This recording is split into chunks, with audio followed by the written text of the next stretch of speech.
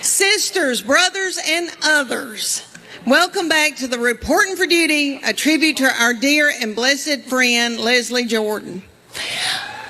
No, that little angel. Okay, y'all know that Leslie was raised in church, and this is the crazy thing. We had mutual friends that were that he was raised in church with, that I'm close to, and I was raised in church. I think most of us here in the South were.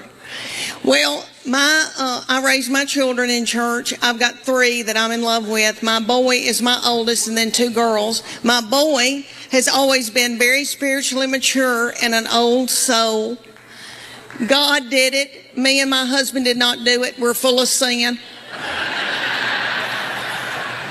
But he has always been like a little old man. And when he was in high school, he went on a date with a girl, and he came home, and I said, "What have y'all been doing?" And he said, "Well, we've been kissing on the couch." I said, it's okay. That's natural. But I said, "Baby, before you know it, you've got your arm around somebody, and then you've got your hand on her leg, and then things can get out of control." And he looked at me like I was crazy, and he said, "Mom, I prayed about this. Nothing like that's ever going to happen." And I know he meant that at that time. And all I could think of was some of the nastiest things I ever did.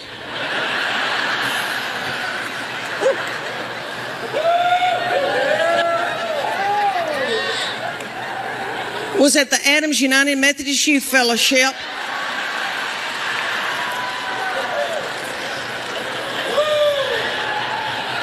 On a hayride. I don't know what it was about hay that set me on fire. I wish it did now, because I could get a new purse out of that. Who in here's been to a lock-in? Lord, who came up with the lock-in? Who was that sweet fool who came up? I'm sure it was somebody well-meaning that in a committee meeting that said, "Oh, y'all, let's do something for all the hormonal teenagers. We'll gather them up and put them in the church building and lock the door and turn out the lights and leave them there all night. Maybe somebody will end up pregnant." Thank y'all. Okay, let's keep this thing going. Thank y'all. Y'all been precious. My husband and I both play sports, and we love sports. And I know y'all are thinking, "You sissy thing, you didn't play sports," but I did. I should have cared more. I was worried about my hair, but anyway, we loved it, and we pushed our 4-year-old, our oldest, when he was 4, we made him do T-ball. And I was thinking about it because it's T-ball season right now. And T-ball, if you don't know anything about T-ball season, it's about 110 degrees outside. The games last about 3 hours. It's little children with, looks like they got a pull-up on under their baseball pants. Nobody ever hits the ball, throws the ball, makes contact with the ball. My boy hated it and laid in a fetal position on his glove the entire season. And every once in a while, he'd pop his little head up and say, "Water." And my middle child was about 2.5 at the time, and I said, "Please take your brother bottled water out there to the field." And she was 2.5. She had her crown and her wand and her tutu and her pink prostitute shoes from Walmart on. And she went running out to the field and stopped and got a glazed look over her eyes, pulled her panties to the side, and pooped in the T-ball field.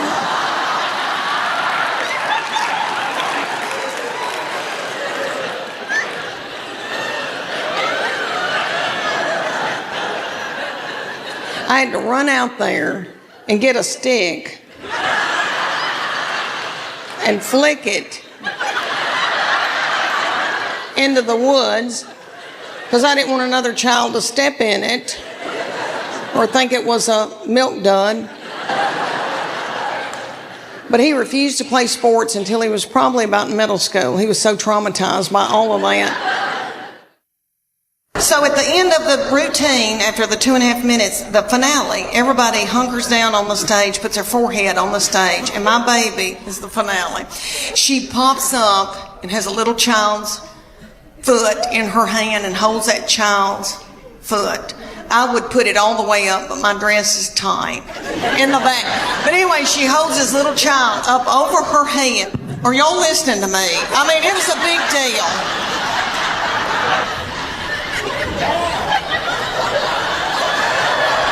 I mean, could you hold her up over your head or vice versa? I mean, you know, it's a big deal. We've got 2 beagle hounds that we're in love with because his children are gone. And so we've got a big one, and he takes the big beagle and spoons the big beagle at night.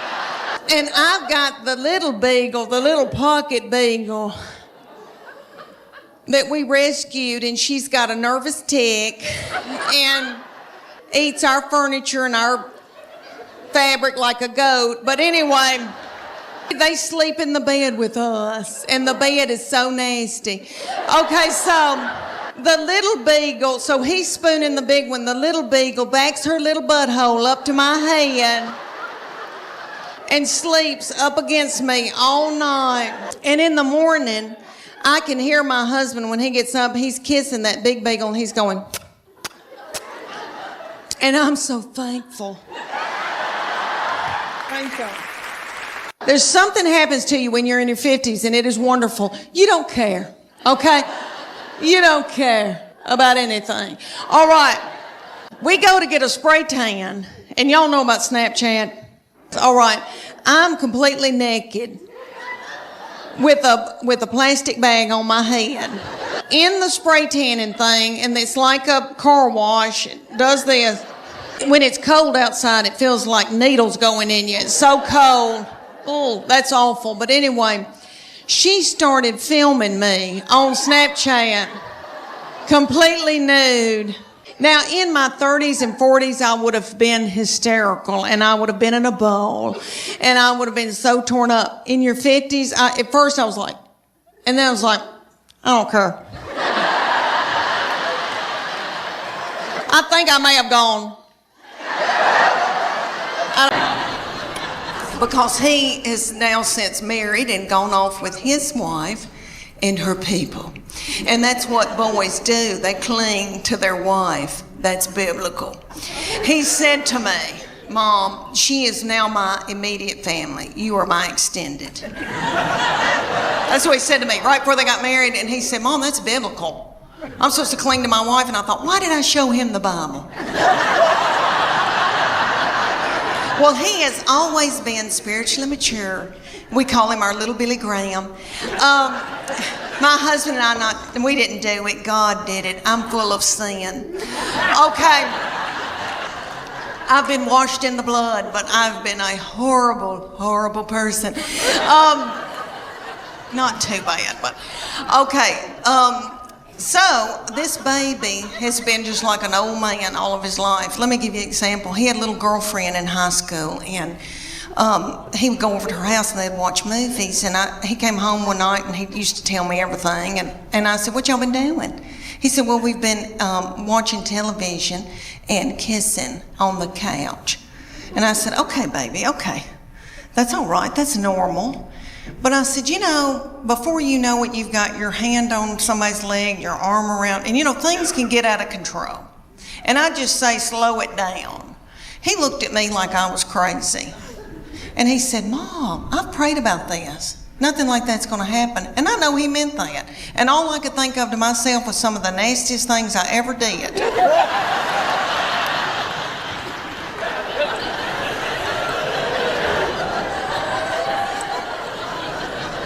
Was at the Adams United Methodist Youth Fellowship on a hayride. I don't know what it was about hay that set me on fire. wish it did now. Because I could get a new purse out of that. Okay, y'all, have you ever heard of lock-in? I know everybody in here that has been from Chattanooga has probably been raised in church. Okay, I don't know who that little darling, sweet fool was that came up with the lock-in. Some probably little woman in a committee meeting. And she probably said, oh gosh, y'all, let's come up with something for all the hormonal teenagers. Let's gather them up and put them in the church building and lock the door and turn the lights out and leave them there all night. No, you know what I've been thinking about? I thought about, Lord, Christmas is coming. And now I'm a grandmama, and I'm out making a little money. But when I was a stay-at-home mom, when we first got started out and had little children, I remember thinking, oh my Lord, that Little Tykes kitchen's gonna sell out. And my husband doesn't like to let go of money till right at the end of Christmas. And I'm like, I gotta get there. I'll do something nasty. I'm gonna...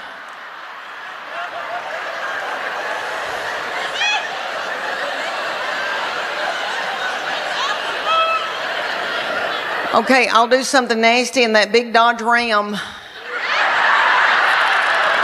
in that mobile home parking lot.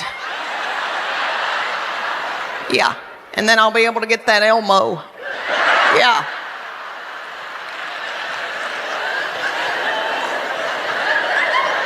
Y'all won't believe the things I've done so my children could have a good Christmas. You know, but they always did. Oh, you little mamas, God love you. And then you gotta clean everything and cook and then wrap. I had a good friend that she said to her husband, if you'll wrap 3 Christmas presents, I'll have sex with you. She did. I remember that years ago, and I remember thinking, okay, I could do that. Maybe I could do that. All right, did y'all have a good Easter? Yay! All right, let me tell y'all, I had everybody at my house and I was exhausted. And I thought, I don't know if I want to be, I'm the person now because everybody else has gotten too old. And so they said, it's on you now. And so, I like to cook and all that, but it's a lot getting ready and all that ice in the glasses and all that. And my little mother-in-law, Gail, who is darling, who loves to cook, we were talking about our menu. And I said, this was a couple of weeks ago, and I said, let's do a tenderloin. And then we talked about deviled eggs, all that. And Tess, my baby, said, we need to get a ham, maybe a spiraled ham. And Gail went. She goes, this is just my opinion. And we thought, what is she about to talk about? P. Diddy? We were like, what's she gonna say?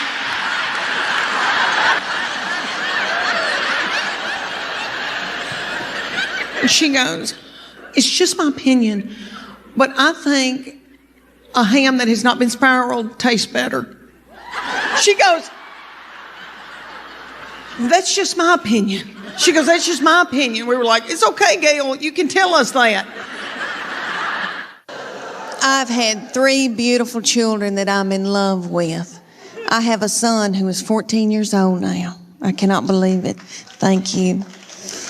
And I have 2 little girls that are 11 and 9. And my baby child is in 4th grade now. I cannot believe it. When she went to kindergarten a few years back, that was going to be the first time that I was going to be by myself all day long from 8 to 3, all by myself. I nearly grieved myself to death. I thought, Lord, what am I going to do with all this time on my hands? I hope I don't get hooked on whiskey and start honky-tonking.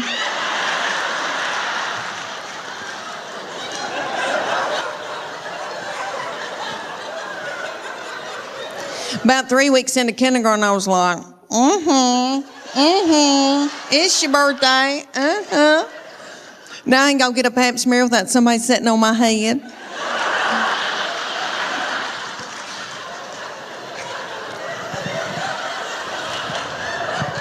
I'll never forget the day that I found out about her, and I feel terrible about it now. But I was overwhelmed. I knew something wasn't right. I didn't feel good. I thought, oh my gosh, surely I'm not pregnant this quick, this soon.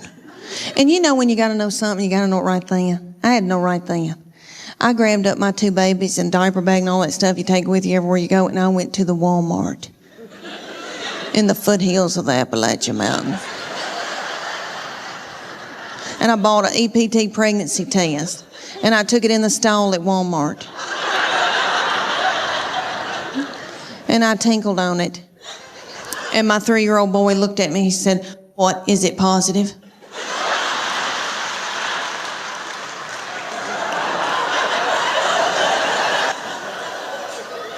And it was.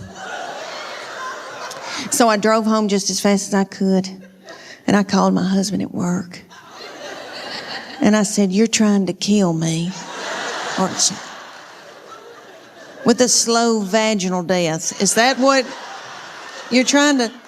"Well, you're not going to. You better get home right now, because I'm going to walk out in the woods and let the animals eat me."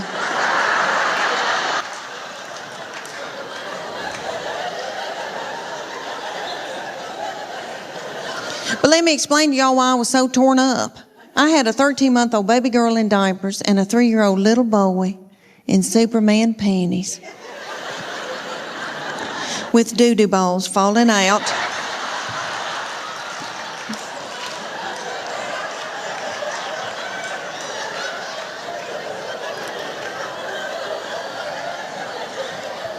At the grocery store.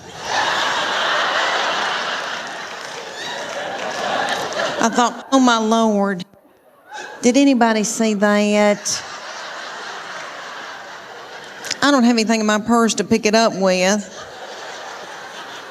Is some little child gonna think it's a milk dud?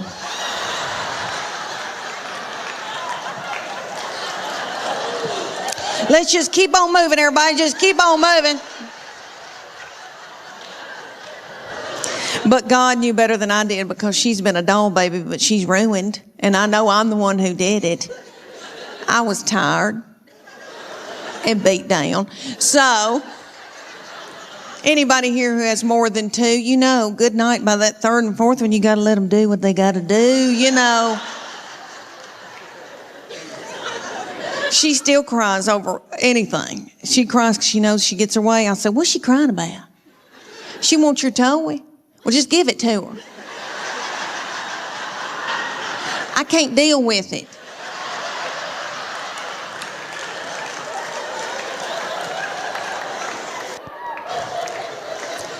But she's a quirky little thing and fun. She is. She enjoys office work.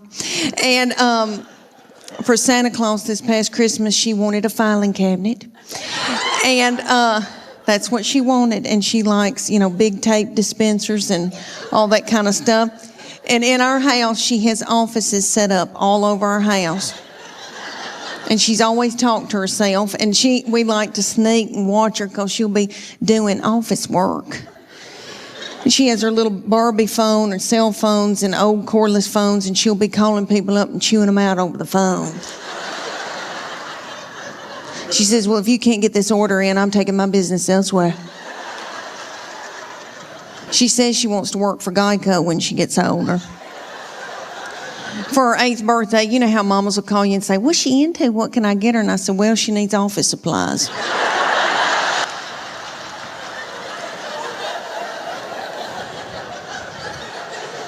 My oldest daughter has turned 11, and she's in 6th grade in middle school. And I can tell that puberty is beginning with her. She's crazy. And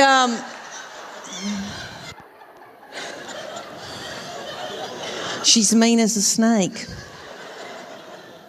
And we're scared to death of her, but we just tiptoe around her. She cries a lot. She doesn't know why. And she tells us, I don't know why I'm crying. And we just try to get through it. But I'm telling you, she can run a household. She's a grown woman. She has been ever since she got here. So I said, you're going to have to come in here, baby. I said, your daddy's going to take care of y'all. I'm going to Nashville for like 3 days. She bust out crying. I said, what's wrong? She said, don't leave us with him. He doesn't know where the food is.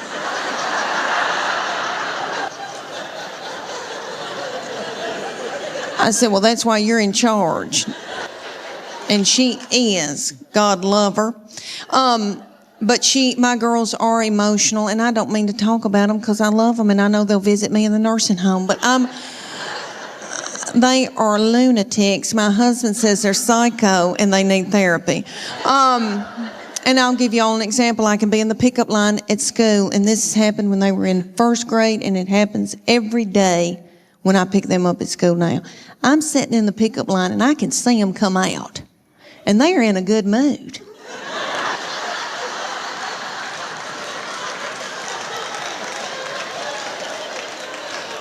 And they're goosing each other and giggling and doing and talking and having a good time. They're waving to the teachers and the principal.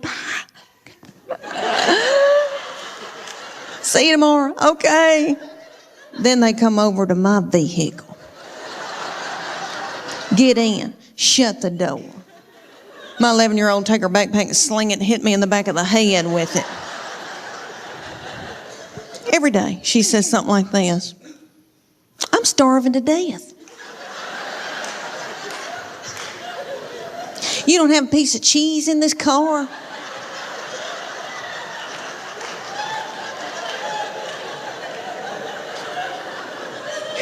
Your driving's making me car sick. I hate her. Why'd you have her? And then my baby will be sitting up there in a daze. She'll be going, Mama, Mama, Mama, Mama, Mama, Mama, Mama. What? Mama, Mama, Mama. What? I'm listening. She asked me some of the craziest things. One day she said to me, did Jesus ever have head lice?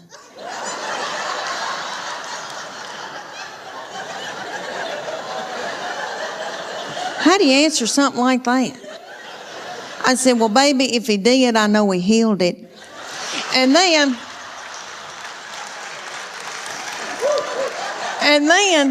my girls would be whipping each other in the back seat and telling each other how bad they hate each other and they wished each other were dead. And then my sweet boy will come out.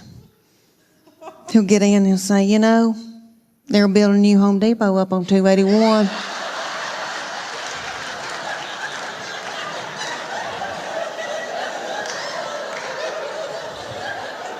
Just as happy-go-lucky. He's just like this. He's been like that all of his life. He's 14. He's never sassed me. I know people say it's coming. I'm telling you, I don't think it will. And I'm in love with him. My husband says I have an unhealthy obsession with him. Whatever. And he's the only one of all my family that doesn't give me any crap. So yes, I am in love with him. And that doll, we want the best for him and we want the best for these children. We want them to be involved in sports. You know, keep them off of dope.